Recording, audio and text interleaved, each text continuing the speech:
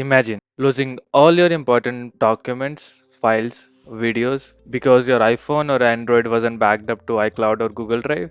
Everyone at some point has faced these challenges where broken phones led them to have no data or contact. Now, these examples are just for us, but for companies or enterprises, data is everything, and if lost, can cause them loss of thousands of dollars or financial implications. So, hi everyone, this side Arya, and today we are going to understand backups and data in general and all the components that revolves around it. Now, to understand backups, the important thing is to understand data first, because at the end, what we are going to back up is data itself. For personal, it could be our important documents in our cell phones. For business, it could be customer data, and then application system will be like your app VMs.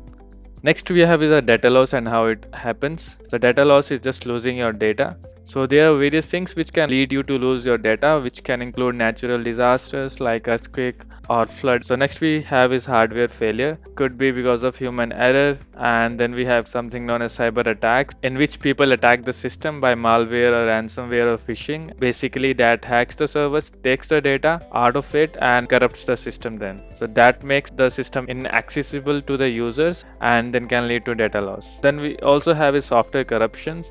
Operating systems or applications can anytime get corrupted because of bugs or issues, and which can lead to data integrity loss or file corruption. Now, from all the various things which we saw earlier, how can data get corrupted or get lost? So basically, how can we prevent that? So backup is the one that's going to help us to store and protect our data. So what is backup? Backup simply means copy of your data stored separately to protect from loss. Example could be your external drives, your cloud, Google Drive, iCloud, etc., and enterprise backups, AWS, Azure, and GCP. So basically, for an example, you have your cell phones with you, right? And at any point of time, they are susceptible to the damage. So what we usually do is we protect our data by doing backups like in Google Drive or iCloud. And even if our phone gets damaged or we switch to the newer cell phones, by logging into our Google Drive or iCloud, we can just get our data back from there.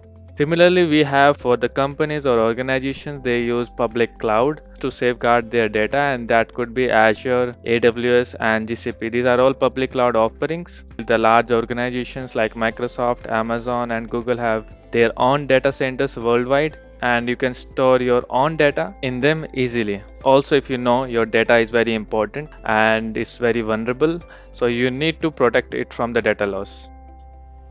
So now we have various backup storage locations where we can keep our data safe. As we discussed earlier, we have local backups like our pen drives or external hard drives where we can take the backup of our entire data and store it separately. Also, we can utilize cloud backups. So we can utilize various cloud like Google Drive, iCloud, OneDrive, Azure, and AWS. And with the power of cloud, we can store our backups in various locations worldwide. Suppose something goes down in one region, our data will still be available in a different region. Now, when we talk about the backup, we have various types of backups. Full backup, then we have is something known as an incremental backup, then we have is differential backup, and then snapshot cloud. So let's discuss this in detail.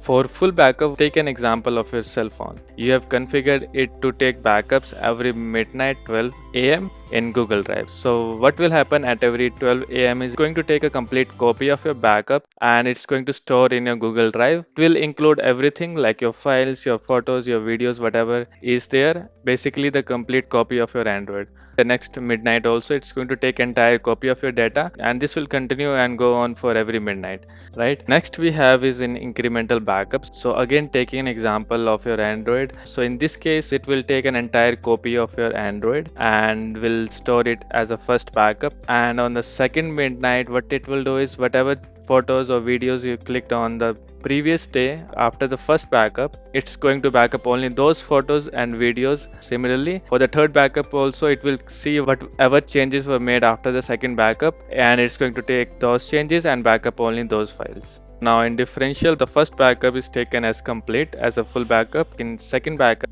it's going to take whatever changes happened before the full backup, the first backup, and in the third backup it will take the changes which happened in the second backup as well and the third backup as well. And the fourth, it will back up all the changes which happened in the second backup, third backup, and in the fourth backup as well, right? So just to rewind, So full backup is the entire copy of your cell phone every midnight. For the incremental, the first time is going to be the full backup of your cell phone, and the subsequent backups will only include whatever changes happened before the time between the first backup and the second backup. And similarly, for whatever changes happened between the third and second backups will only be included in the third backups. In the differential backup, the first backup is going to be the full, and the subsequent backup will include all the changes that happened between that also. For example, in the second backup, after the full backup included whatever changes were between the first and the second, and in the third backup it included all the changes for the second and third as well, and in the fourth it included all the changes which happened in second, third and fourth backup, right? And in cloud we also have snapshot. So snapshot is just a point in time image of your system. It captures your virtual machine state at that point of time when the snapshot was taken. So full backup, as we saw earlier, it copies all the data every time, and it will require significant time to complete the backup, and the storage space will also be huge.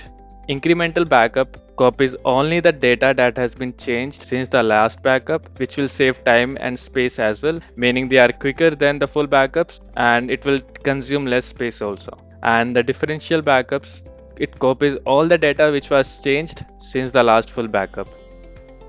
So now to move further, whenever we talk about the data and the backup, so there are two terms we have to understand, which is downtime and its cost. So downtime refers to a period when a system or a service is unavailable. So let's take an example to understand this of Facebook or Twitter or any website you see. Whenever it happens, their services are unavailable. They get a loss of thousands of dollars because of loss of productivity, their revenue and reputation, right? And all this is related to backup, why it's essential for the business continuity. Now let's get you introduced to the business continuity and disaster recovery. So business continuity and the disaster recovery is basically a strategy that ensures your business runs as usual, and whenever a disaster happens, how fast we can bring our business to run again. So let's dig into deeper what are the various components that comes under this business continuity and disaster recovery strategy. So we have a backup as a foundation to it, because backup serves as the component which will help you to recover your data whenever a disaster or a data center loss happens, and backups will ensure your data is safely copied and stored. It also ensures operations, because whenever we have a strategy around the business continuity and disaster recovery, we are already committed to safeguard our data. And this is more than just data, it ensures our organization can continue doing operations even after the significant disaster. So core to the strategy are concepts like high availability, which means system always running, failover automatic switching to backup systems, and redundancy, which basically means making multiple copies of your data, right? So the best approach is cloud, because we can put our applications in various regions worldwide. Means whenever a data center goes down, we can automatically fail over to different regions. Let's take some example of the BC and disaster recovery. So it means to keep our websites online even if one data center fails, switching to backup supplies if the primary one goes down, restoring data from backups after a ransomware attack, bringing servers online after a power outage, or rebuilding applications in another cloud region after a regional outage. Now next we have is RTO and RPO, which means your recovery time objective and recovery point objective. So these two services ensures how much in the past we can go to recover our data and how fast we can make our applications up and running again after an outage. So let's go one by one. So RTO is the maximum acceptable downtime after a failure. So after an outage or a disaster happens, how much downtime our applications or our end customers is acceptable for us. Think of it as how fast must your system be back online. And RPO is recovery point objective, which is how much data I can afford to lose. So recovery point objective is the maximum acceptable amount of data loss. You can think of it as how often do you take backups. So if you take an backups every hour, so you have an RPO of 1 hour. Let's consider the example. Our organization has an RPO of 1 hour for its customer databases, meaning hourly backups or an outage or a disaster happens, will not lose more than 1 hour of data because we are taking backup every hour, right? And with an RT of 3 hours, we basically say we can bring our system back after its failure within 3 hours. So let's take this example below and let's try to understand. Right, RPO is how much data can I afford to lose? Suppose your iPhone backup once every day, and if it breaks at 9 p.m. and last backup was taken at 8 a.m. So you have lost 13 hours of data, and that is basically your RPO, right? And the lower your RPO is, if you say you have your RPO is 30 minutes, meaning you are taking backups every 30 minutes, right? And the less will be your data loss. Similarly, RTO, how fast can I get back to work after data loss? And we say how fast we can bring our system back up. So suppose your laptop crashes and you have a backup, but it takes 3 days to restore everything and be fully back, then 3 days is your RTO. Similarly, in this also, lower your RTO, the faster is your recovery. So real life backup examples, I think I already gave for some of them, but iPhone photos backing up to cloud, your WhatsApp chat backing up to Google Drive, and then your office data backup is getting backed up to Azure daily. So these are all examples of your backup. Basic understanding of cloud concepts. So in cloud, we have various platforms like SaaS, IaaS, and PaaS. We basically call them as a software as a service. Just take an example of Salesforce, Facebook, right? Which we just sign up and then use their services. IaaS is an infrastructure as a service and is providing services to end users or customers via your servers. In the IaaS, we have to maintain the hardware, some of the components like the patching, the upgrades, and vulnerabilities, etc. And PaaS is in the middle of the IaaS and the SaaS. In the PaaS, we do not have to maintain the patching and the vulnerabilities and the upgrades. The cloud providers does that for us. We just use their service. Like for example, in Azure, we have an app service in which we just run our code directly and we do not need to maintain our underlying hardware. And we have various public cloud providers. We have Azure, which is of Microsoft, then we have is AWS, which is of Amazon, and then GCP of Google.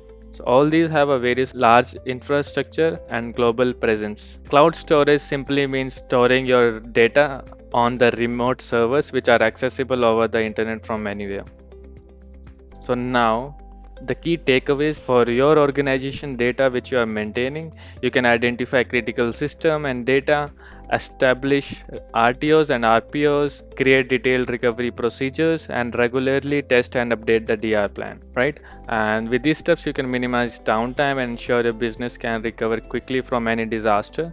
As a data administrator or a cloud administrator, you will need to identify your data and you will need to learn all these things, right? So next we are going to understand how do we do the backups and site recovery in Azure. So see you in the next video and take care. Bye.